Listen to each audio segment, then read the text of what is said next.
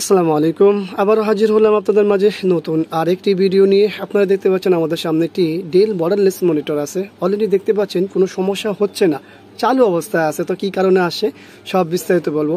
এটির মডেলটি হলো S2219H ডেল বর্ডারলেসের 22 ইঞ্চির সর্বশেষ মডেল, যার মধ্যে স্পিকার বিল্ট ইন নেই।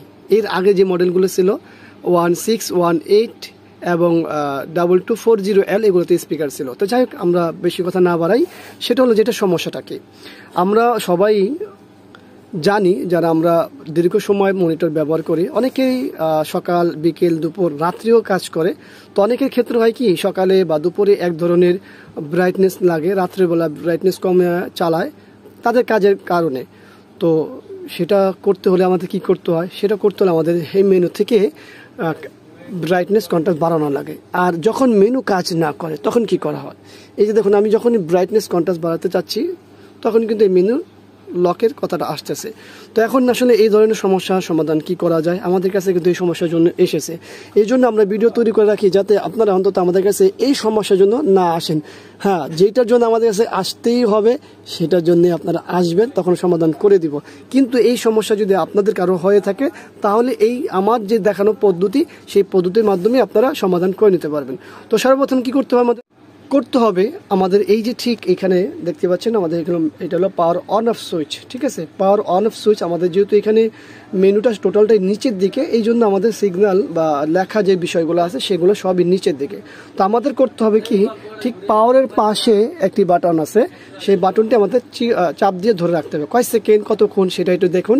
এই যে আমি চাপ দিয়ে ধরলাম, ঠিক আমরা 30 থেকে 40 সেকেন্ড, 30 সেকেন্ডের মধ্যে হয়ে যায়, তারপর আমরা 40 সেকেন্ড বলে থাকি যে আমাদের যাতে কাজ শেষ হয়ে যায়। দেখুন হয়েছে, আমাদের আনলক হয়ে গেছে। এখন আমরা যদি মেনু ওপেন করতে চাই, দেখুন আমাদের মেনু সব কিছু চলে আসে। হ্যাঁ, তো এইটাই হলো আমাদের মূল কাজ।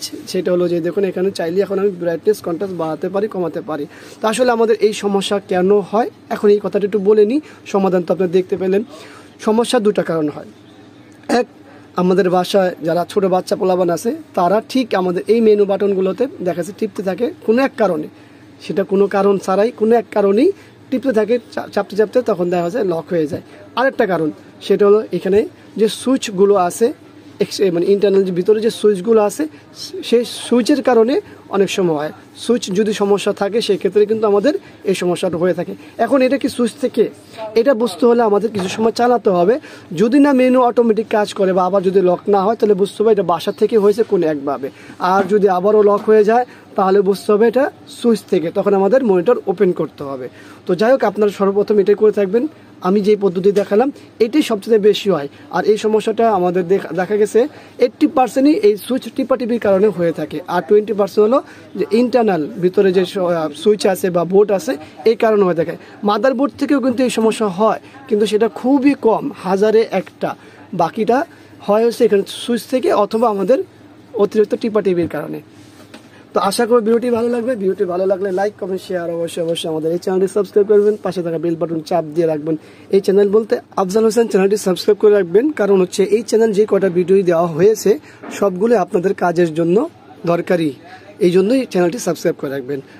দেখা হবে ইনশাল্লাহ অন্য কোনো বিষয় নিয়ে। আজকে আমি এখানে বিদায়। আল্লাহ হাফেজ। আসসালামু আলাইকুম ওয়া রাহমাতুল্লাহি ওয়া বারাকাতুহু।